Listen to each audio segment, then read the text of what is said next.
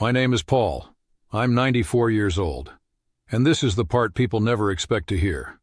I didn't come here to comfort anyone. I came to tell the truth. The truth I refused to see myself when I was 60 and still believed the best was yet to come. The truth no one says out loud because it's too uncomfortable, because it shatters the beautiful dream we build for ourselves. That dream of a peaceful retirement, full of travel, grandkids on your lap, quiet afternoons on a sun-drenched porch. That dream exists, yes, but it has an expiration date. And that date starts ticking right when you think life has finally stabilized. I was an attorney in New York for over 40 years. I worked hard. I built a solid career, a family, a name. I saved with discipline, planned with care, and when I hit 60, I looked back and allowed myself to feel proud. The feeling that I had done everything right.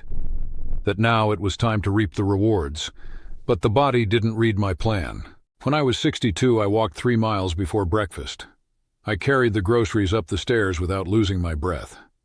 I'd bend down to play with my grandkids, Ryan, Michael, and little Beatrice, and stand back up without needing to lean on anything. It felt eternal, it felt guaranteed. It wasn't. At 75, walking a full city block was an achievement. At 80, I had to pause halfway up the stairs, gripping the railing with both hands, taking deep breaths as if every step were a negotiation. At 84, a stroke declared the end of my independence once and for all. I woke up in a hospital, and the left side of my body was simply absent. Not paralyzed. Absent. As if someone had erased half of me during the night. What nobody tells you is that after 60, every muscle you lose is almost impossible to get back. Bone density leaves and doesn't return. The balance that was once instinctive now requires attention, effort, concentration. If you don't challenge your body now, while it still responds, while it still has the capacity to adapt, you will arrive at 80 trapped inside a frame that no longer obeys your will. And that prison, my friend, has no bars. It only has silence. I didn't exercise enough. I thought I had time. I thought my natural energy was enough. It wasn't. And as my body gave way, something else was leaving too. More quietly, but just as irreversibly. My friends. I always had a close group. Men and women who walked with me through the most important decades of life. Together we buried parents, celebrated wedding anniversaries, endured illnesses, divorced, reconciled. Those people knew who I was at 35. They knew the fears I never confessed at home, the ambitions I kept to myself, the stories that wouldn't fit in at any family dinner. Barbara passed away from a heart attack at 75. I still remember the afternoon I found out. I was sitting in my office, a pile of case files on my desk, and the phone rang. It was quick. She didn't suffer, they said. As if that were enough. Eileen died in 2020, at 81. Cancer. She spent her last months between the hospital and her daughter's house, and I couldn't visit her like I should have. The world was at a standstill, and I was old and afraid. I apologized later. I don't know if it was too late. Today at 94, I'm the only one left from that group. The last one. And there's no way to describe what that is. It's not ordinary loneliness. It's a historical loneliness. It's the feeling of carrying, all by yourself, a memory that belonged to many. At 60, I didn't make new friends. I thought I had enough. I didn't realize that circles close sooner than we expect. And as they closed, one by one, there was no room for replacements. You don't replace friendship. You cultivate it with years, with presence, with continuity. And I stopped cultivating. There are other conversations I also put off. Conversations that needed to happen and that, out of cowardice or haste or simple stubbornness in the face of the inevitable, never happened in time. My mother had a stroke at 89. Overnight, she lost her ability to speak, and with it she took all the answers we never bothered to ask for. We lived for 3 years not knowing what she wanted for the end of her life. Should we keep her on life support? Did she want to wake at home or at the funeral parlor? Where was the will? There was a savings account no one could find. There was a wish, once whispered to my older sister, that might have been true or might have been a confused memory. We would never know. Those 3 years were marked by arguments between siblings, by silent guilt and resentments we never quite managed to name, by decisions made in the dark, with a heavy conscience. All of it could have been different. An afternoon conversation at a kitchen table with coffee and no rush. A conversation none of us wanted to have because we were sitting across from death and preferred to look away. If you are healthy now, use it. Use your clarity. Talk to your children about what you want. Talk to your spouse. Write it down. Sign it. Don't let the people you love have to guess your wishes in a moment of pain. And there was another illusion I carefully nurtured. Retirement. I spent 40 years waiting for it like someone waiting for a war to end. No more impossible deadlines. No more clients at 11 at night. No more feeling like the world depended on a piece I had to fit into place at all costs. When I finally retired at 70, something happened that I hadn't foreseen in any of my plans. I no longer knew who I was.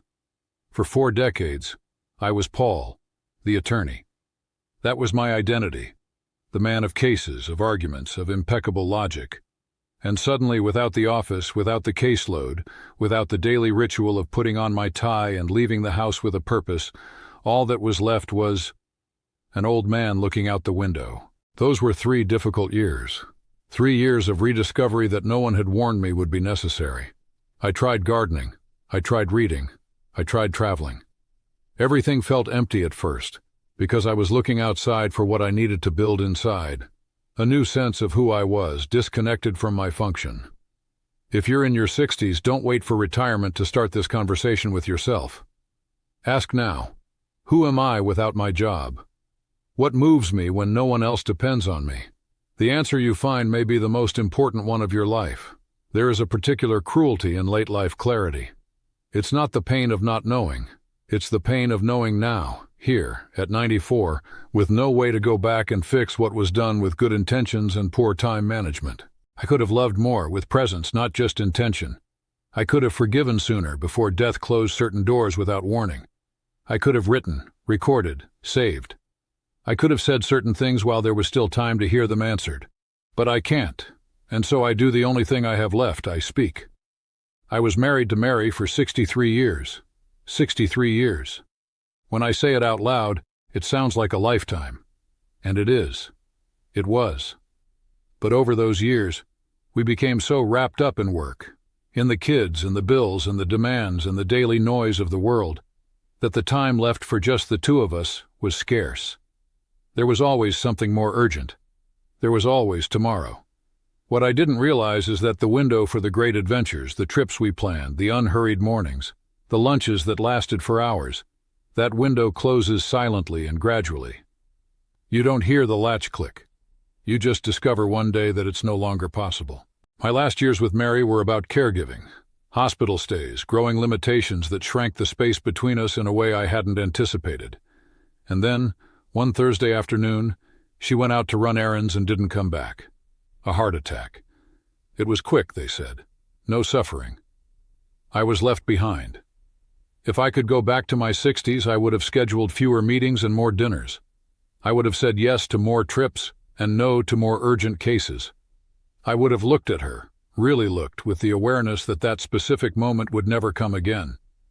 Love isn't eternal because of the feeling. It's eternal because of the time you invest in it while you still can. There was also a wound I left open for far too long. My brother Steve and I went 8 years without speaking. 8 years because of a fight over inheritance, an argument about money and the way we cared for our mother in her final months. Things that, from this distance in time, seem so small I'm ashamed to remember the details. But at that moment they felt enormous. They felt like principles. It felt like giving in would be betraying something fundamental in myself. Steve died at 79. I wasn't there. I didn't get the chance to apologize, to hear his apology, to sit with him one more time and remember the childhood we shared, the same fears, the same parents, the same smell of home. He left with our story half told. And I carry this incompleteness with me to this day, every day like a stone in my pocket I can't take out. If there's someone you're not speaking to, out of pride, out of hurt, out of stubbornness, call them now. Send a text now. Don't wait for time to solve it. Because time doesn't solve things. Time just ends them. And when the door closes, it closes for good. With my children, I made a different mistake. I spent my 60s trying to guide them. I had 40 years of professional experience. had navigated decades of mistakes and successes, and I thought my role was to pass all that on, to save them the time I had lost learning. What I didn't understand is that they didn't need to be saved. They needed to be accompanied. They didn't want me to tell them the right path. They wanted me to be there when they stumbled on the path they chose. They wanted presence, not performance. They wanted me to listen without judging, to stay without giving my opinion, to hug them without conditions. A father who constantly advises unintentionally teaches that his presence comes with an agenda. A father who is simply present teaches that love has no prerequisites.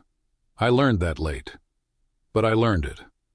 And there's one more thing I learned later than I should have: the importance of recording things, of writing while there's still something to write. If this story caught your attention, don't forget to subscribe to our channel and tell us which city you're watching from. We're continuing. I promise this will be the best story you'll ever hear in your life.